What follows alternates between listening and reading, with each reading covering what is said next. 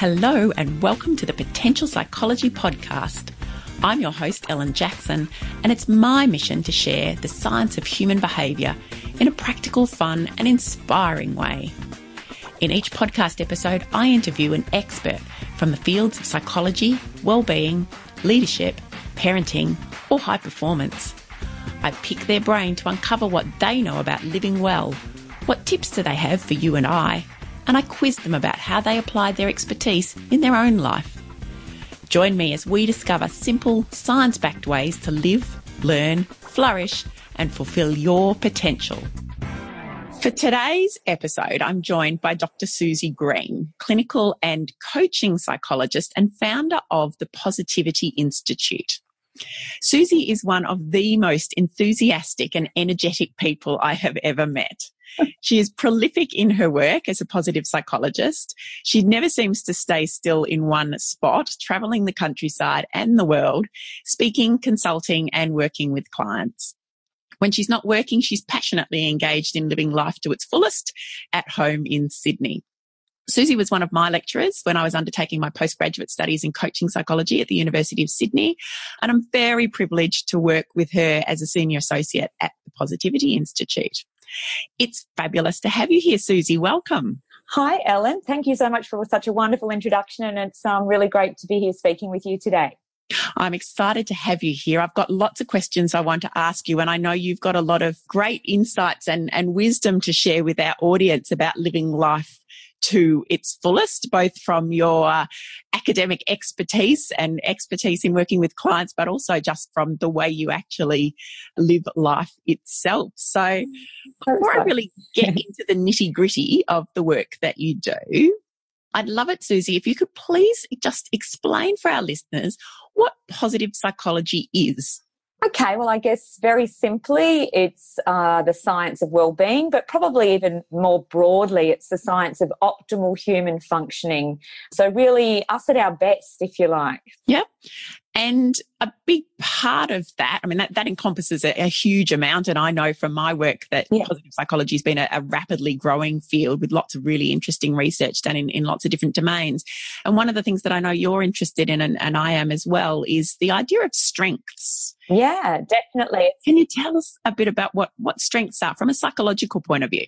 It really is, I guess, foundational, as you know, Ellen, to positive psychology. And it was one of the first, I guess, projects that Professor Marty Seligman and Mihaly Csikszentmihalyi, the founding fathers of positive psych, undertook a project to look at, in particular, what's known as character strengths. So I guess, when we are talking about strengths, I like to differentiate them from the character strengths, which I just referred to before, but also performance strengths, which some of your listeners might know in terms of Gallup, who've had Strengths Finder, and they've done a lot of research on strengths in the workplace over many years.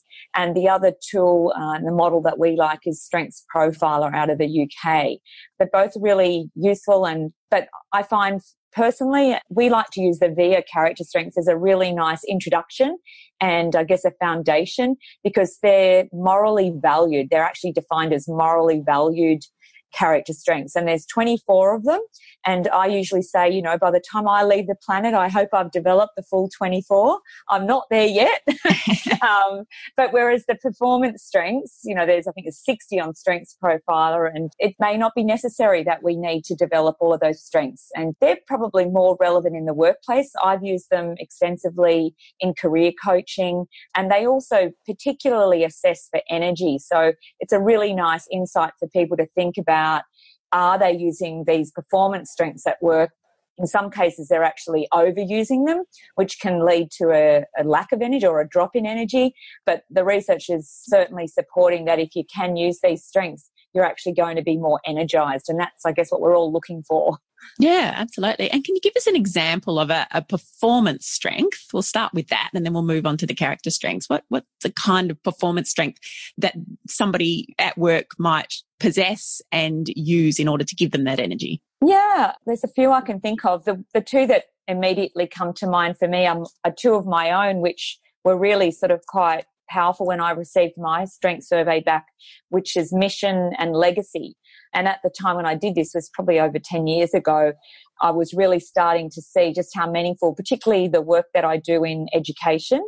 And I think the other, I guess, big aha for me was, particularly in those performance strengths, it actually, Strengths Profiler has a weakness component. It's the only strengths assessment tool that actually does have a weakness. And mine was actually courage at the time. And similarly on the VIA, bravery was in my bottom 5.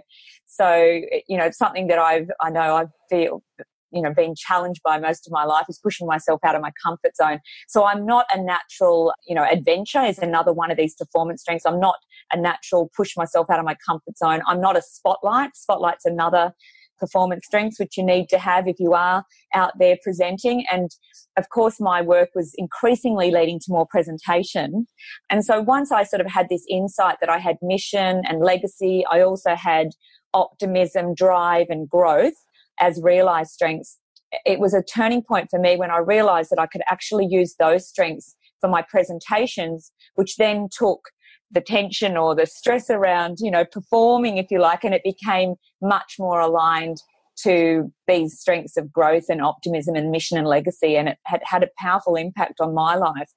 Just while I think about it, another client example I can give you is a client that was referred to me for executive coaching because her boss wanted her to take a new position. And she'd sort of said to me, oh, he only wants that because it suits him. It's not really something that I want to do. And so we had a coaching session using the strengths profile. And it became really clear to her that one of her unrealized strengths, so in this case, these performance strengths are the things that you've said you're good at and you're energized by, but there's one component called unrealized strengths. So these are things that you've said you're good at, you're energized by, but you're not actually using. And she had strategic awareness. So this is this capacity to really think strategically, big picture. And what her boss was seeing in her was this strength, but she hadn't actually fully owned it in herself. And when she realized that this new role would give her so much opportunity to use that strength and also wind back some of her learned behaviors, so some of the strengths that she was doing a lot of at the moment, she actually then decided she was going to take the job, for herself rather than just for her boss. Yeah. So is this for you, I suppose, in working, particularly in this case, with performance strengths, we're talking often about working in workplaces and organizations. Is it using a tool, and these are tools questionnaires that people can complete? Is it getting that insight, I suppose, or perhaps reinforcing some of the things that somebody might know about themselves, but also revealing things that, as you say, other people might see in you that you don't see in yourself? Is this the power of this kind of knowledge and information for people? I think so. And because I've used it extensively in so many different audiences over the years, and particularly, as you'd know, Ellen, in Australia, in our culture, we have tended to be more modest. I think that's changing with our younger generation, which is probably good that the younger generation are more confident in speaking up around their strengths. So for many people, it actually does give them a language and a vocabulary and some insight into strengths that perhaps they hadn't fully owned before. And for others, they really have what we would call, I guess, in coaching, blind spots, if you like. And so other people are seeing it, but they're not seeing it in themselves. So I've actually seen one workshop I was running. There were 4 ladies that worked together in a library at a university.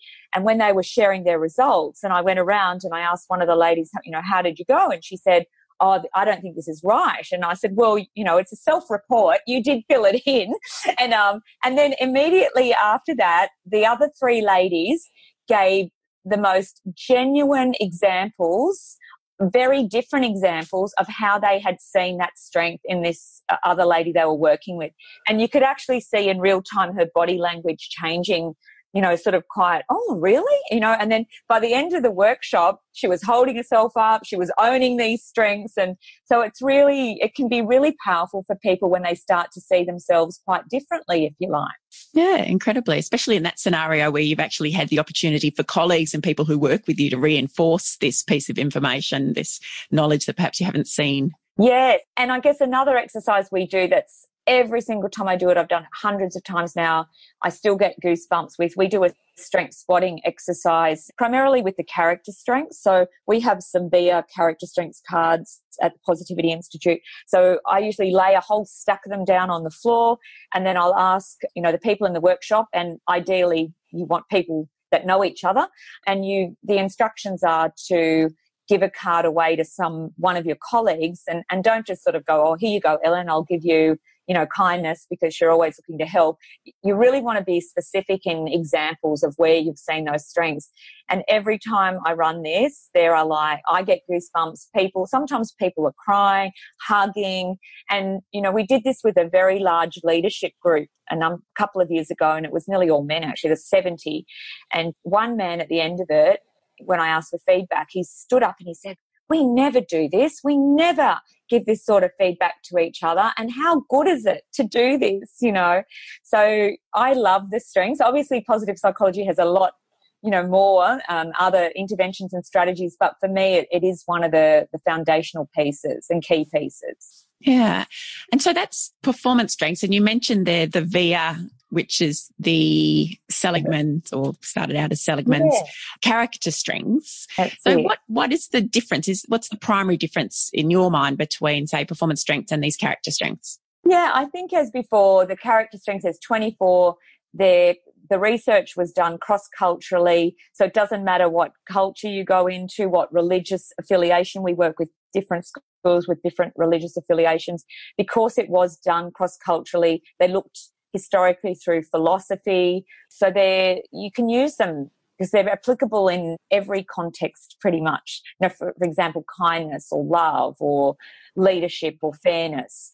Whereas the performance strengths, as I said, they may not all be relevant to you. And I guess one of the key questions that suggested that you ask is when you look at your current job and then, you look at the strengths that you have or perhaps the weaknesses. So perhaps you're thinking, oh, I don't really have a strength that's needed potentially needed. I guess the key question is it job critical? How critical is it that you have that strength in the role that you're in?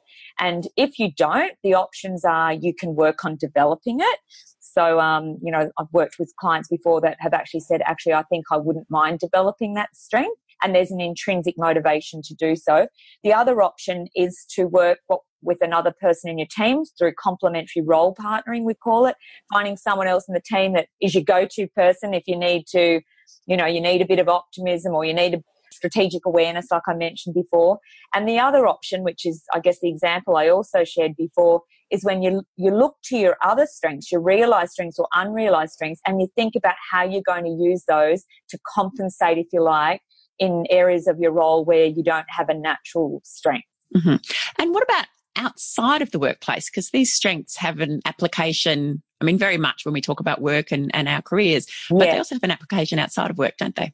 They certainly do. And I think, sometimes we find people are using strengths outside of work and they will say, yeah, definitely, I use it outside of work, but they've never thought about using it in the work setting as well, or vice versa. But I think for me, it's probably more the character strengths because they basically, at their very core, it's about being a good human being. That's what those character strengths are about. And as I said before, we don't, and particularly when you're taking this into schools with children, you don't want them to just know their top 5. You actually want to introduce the full 24, develop a vocabulary, a language, and have strategies and interventions to develop the full 24 over time. And where can people find out their strengths? Because the VIA survey is very accessible to people, is it not? There's actually a free version, and I've just heard there's, 7 or 8 million more people have done it worldwide now. So I think it's just the viainstitute.org, I think it is. So yeah, there's a free version. There's also a paid version around, I think, $20.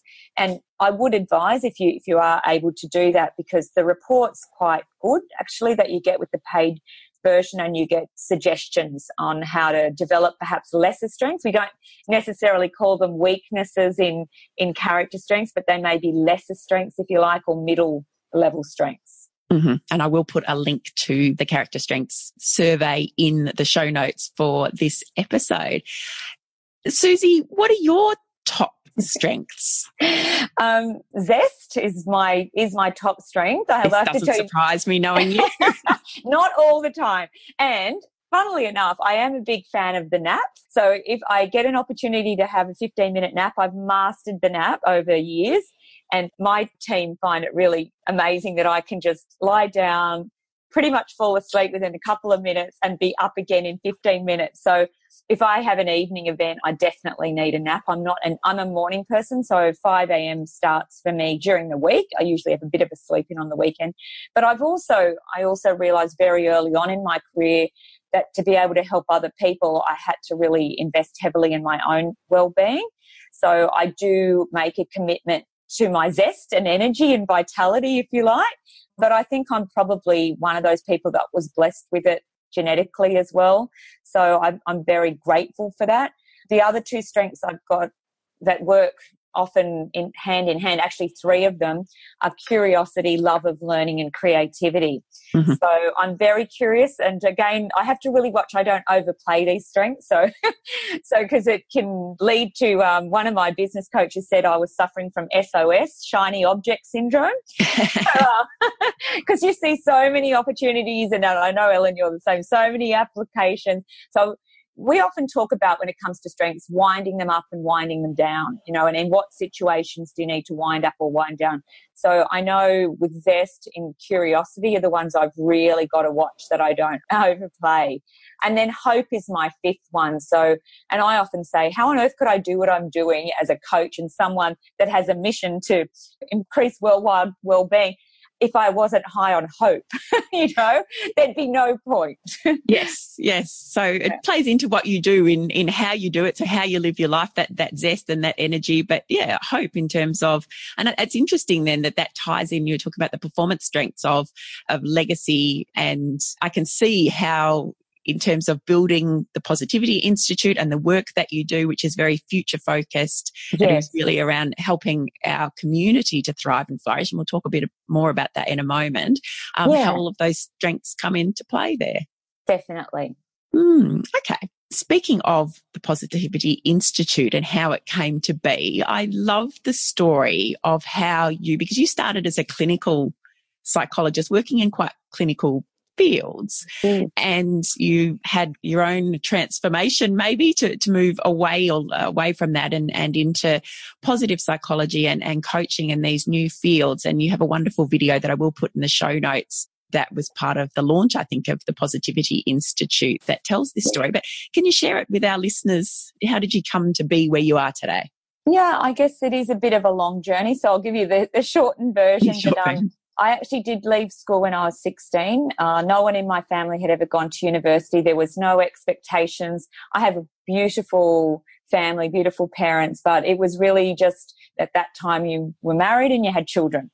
So I did leave school when I was 16, and I did secretarial studies, and I was a damn good secretary, let me tell you. And those skills have paid off big time. And I could still pull out a little bit of shorthand here and there when I need to. But I was actually encouraged by someone to go to university in my mid-20s. And to my surprise, I actually, in those days you could sit a test, and I actually got in, to my surprise. And my partner at the time was actually studying psychiatry. He was doing medicine and looking to do psychiatry. And so I was quite intrigued by the stories that he was telling. And he said, why don't you think about studying psychology? So I enrolled in uni, and I enrolled in psychology. I also enrolled in other subjects, I think English Lit and philosophy and organisational behaviour. But I still to this day remember my very first lecture in psychology. And there's probably about 120 at that time in the class. And I had no confidence, had no idea what I was thinking, what am I doing here, And the lecturer sort of painted a picture of the journey that we might be on over the, next 10 so years. And he basically said, there's probably only going to be maybe 10 to 12 of you that make it through to the very end. And something went click in my head. And honestly, I had no reason to believe that it would be me, but I knew it was going to be me. And it's just really funny because I really clearly, it was one of those defining moments. And, I did all right in the other subjects, credits, passes, but I just excelled in psychology. And I obviously had my partner who was doing psychiatry, so I have a huge sense of gratitude to him for cultivating my thinking around the area. And so my first job was actually in a psychiatric clinic. So I was thrown in the deep end with people that were very, very psychiatrically unwell. I'm actually grateful for that too, because I worked out pretty quickly that I didn't think I could personally do that sort of work all day. But my kids were in primary school, and I started to think, this is nuts. Like, why aren't my kids learning the skills that I'm starting to learn, particularly as a clinical psychologist? And I thought, these are life skills. Why do we wait until people are unwell to give them? So that has taken me on this incredible journey where I managed to, do a welfare study on coaching as a mental health prevention and promotion and activity. And at that time, positive psychology was emerging. So I was really in the right place at the right time. So timing is everything, I always think. So again, I feel very, very blessed to have been in the right place at the right time and have been involved in seeing this field emerging in Australia and globally.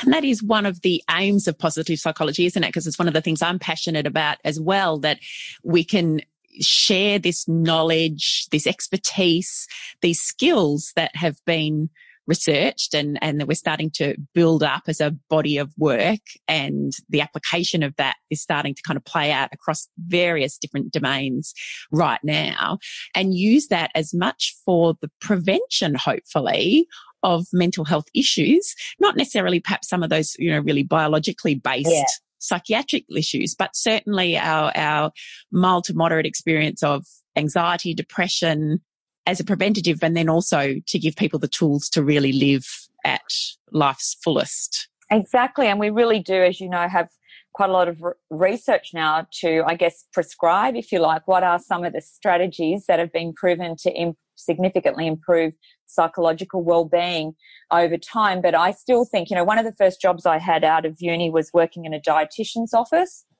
And I had client after client coming along to me saying, I could be a dietitian. I know what I'm meant to be doing. I'm just not doing it. So I think we still have the same challenges in terms of where, we can prescribe these activities, but the doing is the challenge. And that's where I know you and I agree, Ellen, based on our backgrounds, that coaching psychology as a complementary field has a lot to offer in terms of actually taking that knowledge and putting it into practice. Yes, the application of positive psychology. That's it. Fabulous. And so the Positivity Institute started when? I can't remember exactly. 2012. So it's, 6 years this year. Yeah. Yeah. And what's the mission of the Positivity Institute? I guess pretty simply, it's to increase worldwide well-being. And I usually say it may not happen in my lifetime. I know Seligman's got a similar goal to significantly improve 51% of the population by 2051 or something like that, to have them flourishing. So that's our mission. It is an aspirational, I guess, mission. And we do that through three arms of the business, which is through life. So that's offering some individual services, and then through schools, and then through the workplace. And the schools piece. So you've been very heavily involved in positive education, which is the application of positive psychology in the education sector. Can you tell me a bit about the sorts of programs that you might run in a school, and some of your colleagues run in a school? Yeah, definitely. I have been very fortunate again to have been there pretty much from the beginning. So I was involved with the second school after Geelong Grammar that implemented, and we've worked with numerous schools, since that time. We still do one-off keynotes and workshops, but our preference really is to work with a school collaboratively over a period of time to get a cultural change happening. And I think, I attended a presentation this week on positive education, and I still think we've got a bit of a way to go in terms of getting clarity around what we're actually trying to do. Because you have got multidiscipline, approaches. So you've got a lot of educators in this space that see the need for it to be combined with the science of pedagogy, if you like, which is not my background, but we're really trying to take more, of an organisational development, cultural change process. And I think that's been a missing piece too, where schools or positive education haven't looked at it using some of those, a lot of the knowledge that we have that's been used in organisations for cultural change. So we, as I said, much prefer to work with a school over a period of time. The three core components are training. So because people don't know what they don't know, we work primarily with staff, not directly with the students. So we train the staff in the science of positive psychology, and then we offer some coaching to the senior leaders.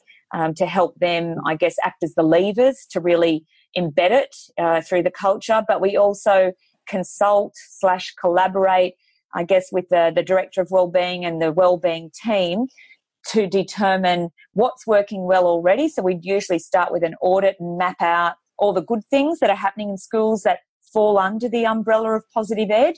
Often, though, I call it's a bit of a hodgepodge approach. So you've got all these different bits and pieces and they bring in different speakers here and there. So we try and use a framework to hang everything under, if you like, so everybody can see how everything's connected. And then we also look for gaps and, do we need to create a specific curriculum, or do we need to review and update that? Do we need to look at embedding it into the other types of curriculum, but also looking at, the policies, the procedures, the timetable. So, and as you can see, and I know you've done a lot of work in organisations, that is not short term. No. And in fact, we've got a bit of a checklist, and I'm very happy if any of your listeners want to email info@the Positivity Institute. We've got a free checklist where it's a work in progress, but it does give you a sense of all of the different components that we believe are probably fairly integral to a strategic and sustainable positive education program.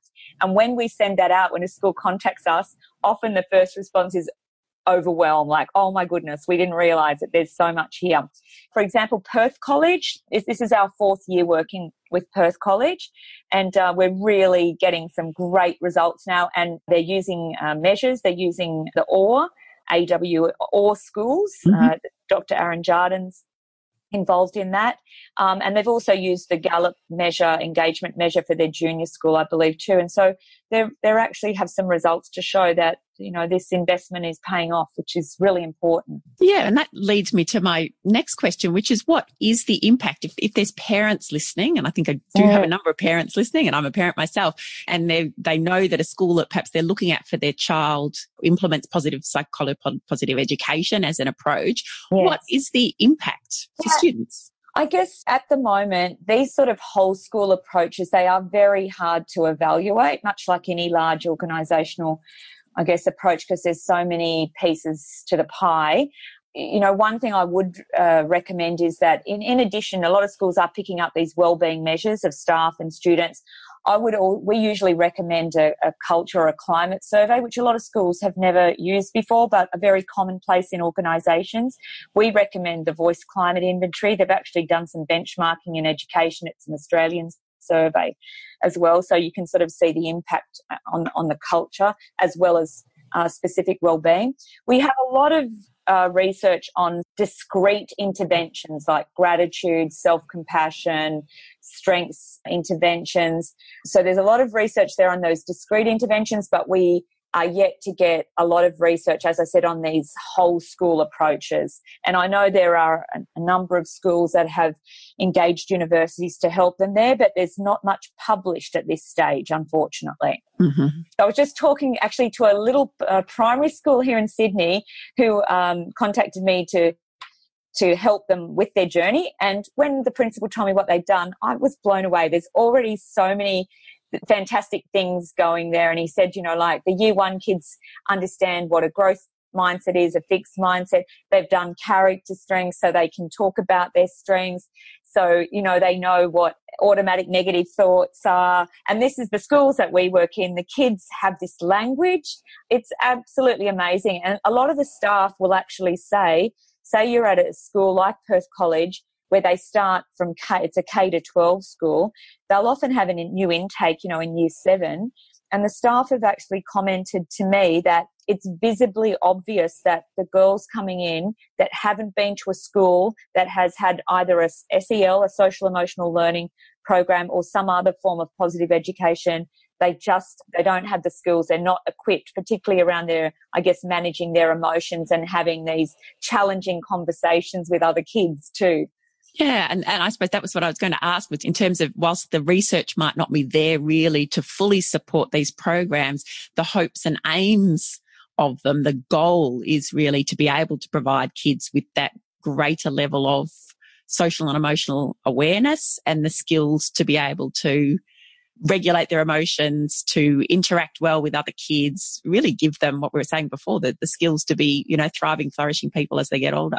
Exactly. And I have had, I guess, in presentations, challenges around, we don't have sufficient research. And my response to that usually, Ellen, is when you've sat with hundreds of people, as I have over the years, and I know you have too, but specifically when I worked in that very, psychiatrically unwell population, I firmly believe, I know that we can teach these skills. We've been doing that. It's been our bread and butter as psychologists for years and years and years.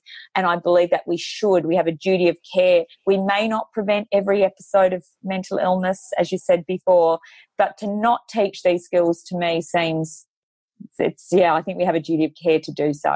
It comes back to that moral piece that we talked about earlier in relation to the character strengths. Yeah, a moral responsibility to share the knowledge. And that's very much my aim here in interviewing yourself and many of our other wonderful colleagues on the podcast, is to be able to create another forum for sharing this kind of knowledge, information, these skills and the expertise that's built up within the profession that doesn't necessarily perhaps always get out there into the public domain as quickly or as easily as we'd like it to. That's right. One final question for you, Suzy. What would be your top 3 tips for thriving and flourishing for our audience? What are 3 simple things they can do? Well, there's 2 that I have been asked this question before. Like if you're going to just, actually, I think it was Michael Carr-Gregg asked me this on a radio interview once too. It is tricky, but definitely mindfulness, which is increasingly being referred to as the foundation of flourishing. And for those that are listening that might be new to it, there are various ways that you can engage in it, but there's some fantastic apps that are out there now. The one that really for me has helped to make it a habit has been an Australian one called One Giant Mind, number 1 Giant Mind. So we also recommend Smiling Mind. Headspace is fantastic as well. But the thing with the One Giant Mind is it has, I think, a 10-day and then a 30-day. And for me, I had been probably 15 years stopping and starting. It just wasn't becoming habitual.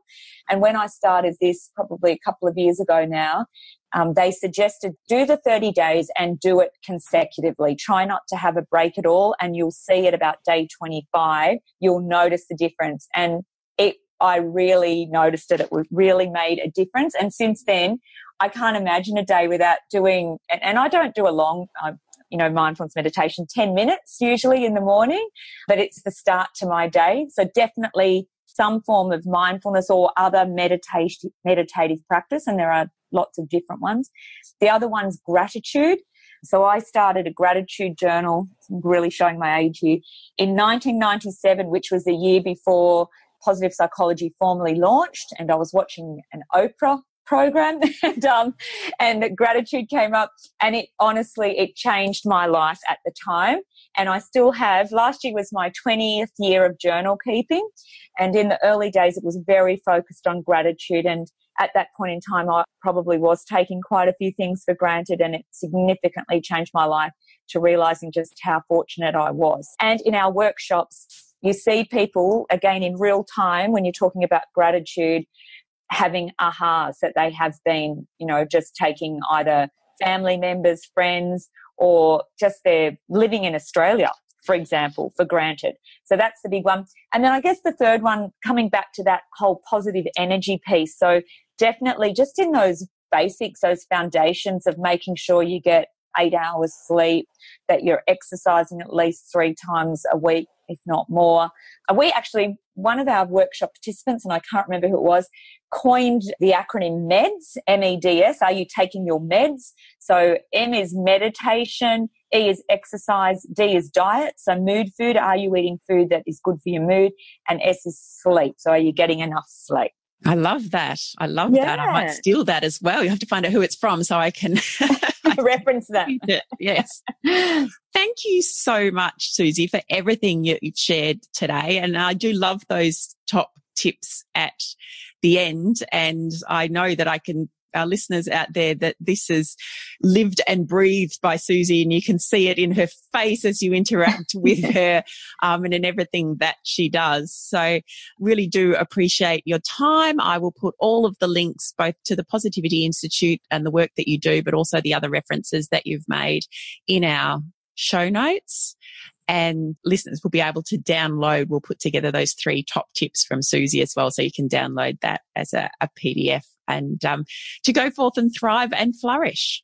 Thank you so much, Ellen. You're doing a fantastic job in helping get some of this information out to people and creating a flourishing world. So thank you. That's part of the aim. Thank you very much, Suzy. Thank you so much for joining me for this episode. I told you Suzy was enthusiastic, didn't I? She has so many great stories about putting positive psychology to work and how simple activities can really help people to see themselves and the world in a far more optimistic and confidence-boosting light. I hope you are inspired to take steps to uncover and use your strengths to flourish in your life.